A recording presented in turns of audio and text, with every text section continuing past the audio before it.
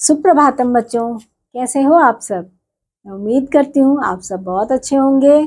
आइए बच्चों, आज की कक्षा शुरू करते हैं। संस्कृत की पाठ संख्या हमारा आज 14 और इसका शीर्षक है बच्चों वृक्षाणां महत्वम, इम्पोर्टेंस ऑफ ट्रीज।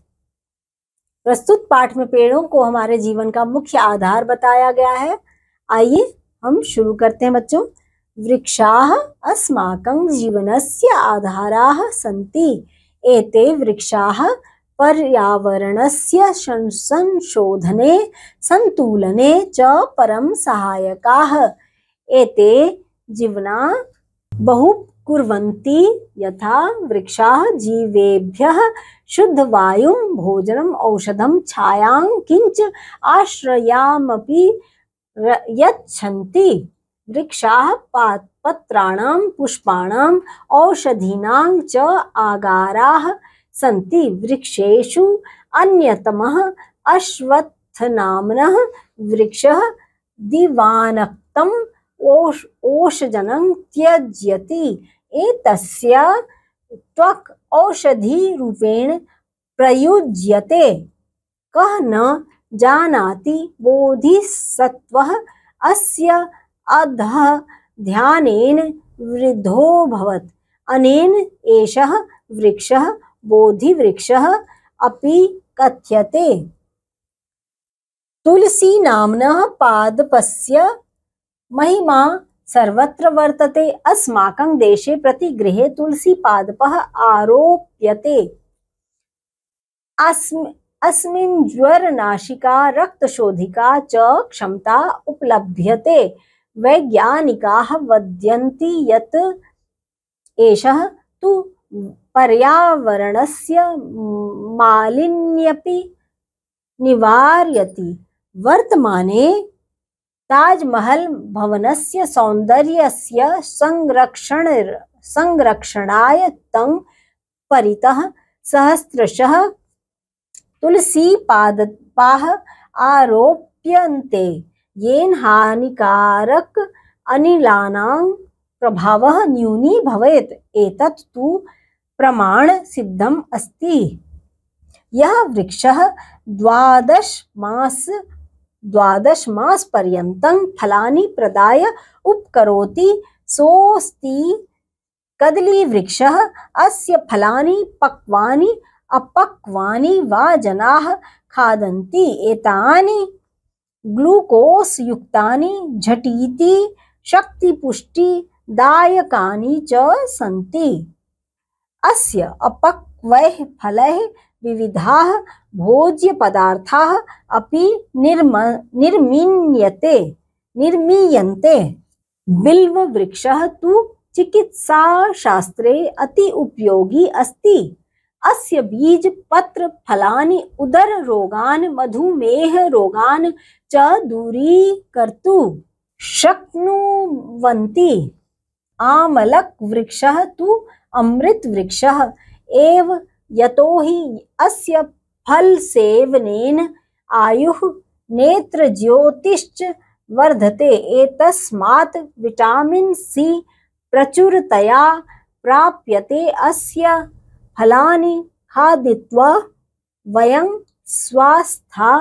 स्वस्थाः भवामः। सत्यमेव उक्तं, वृक्षाः मित्राणि च अस्माकं। 10 पुत्र समो द्रुमः। इत्थं विचार्य कर्तव्यं वृक्षाणां रक्षणं सदा। बच्चों, इसमें हम वृक्षों के बारे में जान रहे हैं। इस पाठ में तो कहा जाता है कि वृक्ष हमारे जीवन के आधार हैं और ये वृक्ष पर्यावरण के शुद्धिकरण और संतुलन में भी बहुत सहायक हैं। ये प्राणियों पर बहुत उपकार करते हैं, जैसे पेड़ प्राणियों को शुद्ध वायु, भोजन, दवाई, छाया और तो और वृक्ष आश्रय भी प्रदान करते हैं। वृक्ष पत्तों, फूलों और दवाइयों के भंडार हैं। वृक्षों में अन्यतम पीपल नाम का वृक्ष दिन रात ऑक्सीजन देता रहता है, यानी छोड़ता रहता है ऑक्सीजन वो पेड़। और इसकी छाल दवाई के रूप में प्रयोग की जाती है। बोधिसत्व को कौन नहीं जानता है। इसके नीचे ध्यान तपस्या करने से बुद्ध हुए थे, इसलिए यह वृक्ष बोधि वृक्ष भी कहा, इस वृक्ष को बोधि वृक्ष भी कहा जाता है। बच्चों, तुलसी नाम के पौधे की महिमा सब जगह है। हमारे देश में घर घर तुलसी का पौधा लगाया जाता है बच्चों, और इसमें ज्वर नाश तथा रक्त शुद्धि की क्षमता पाई जाती है। और वैज्ञानिक कहते हैं कि यह तो पर्यावरण की गंदगी भी दूर करता है। कौन? तुलसी का वृक्ष बच्चों। और वर्तमान में ताजमहल की इमारत जो है वो सुंदरता के लिए जानी जाती है, और उस इमारत की सुंदरता के संरक्षण के लिए उसके चारों ओर हजारों तुलसी के पौधे लगाए गए हैं, जिससे हानिकारक हवाओं का प्रभाव कम हो जाता है। यह तो प्रमाण सिद्ध भी हो गया इस बात से। जो वृक्ष 12 महीने फल देकर उपकार करता है वह केले का वृक्ष है। इसके कच्चे या पके फल लोग खाते हैं। ये ग्लूकोज से भरपूर और शीघ्र शक्ति पुष्टि प्रदान करता है। इसके कच्चे फलों से विभिन्न प्रकार के खाद्य पदार्थ भी बनाए जाते हैं। बेल का पेड़ तो चिकित्सा शास्त्र में बहुत उपयोगी है। इसके बीज, फल, पत्ते उदर रोगों यानी कि पेट के रोगों के लिए तथा मधुमेह यानी कि डायबिटीज के रोगों के लिए बहुत ही फायदेमंद है, और डायबिटीज को दूर करता है, मधुमेह को दूर करता है। आंवले का पेड़ तो अमृत का ही वृक्ष है, क्योंकि इसके फल खाने से आयु तथा आंखों की रोशनी बढ़ती है, तथा इससे विटामिन सी बहुत बड़ी मात्रा में हमें प्राप्त होती है। इसके फल खाकर हम सब स्वस्थ हो जाते हैं। तो बच्चों, सत्य ही कहा गया है, वृक्ष हमारे कौन है? मित्र हैं। और एक वृक्ष 10 पुत्रों के बराबर होता है। ऐसा सोचकर हमें वृक्षों की सदैव रक्षा करनी चाहिए। एक वृक्ष 100 पुत्रों के बराबर है, ऐसा मानकर हमें हर एक वृक्ष की रक्षा करनी चाहिए।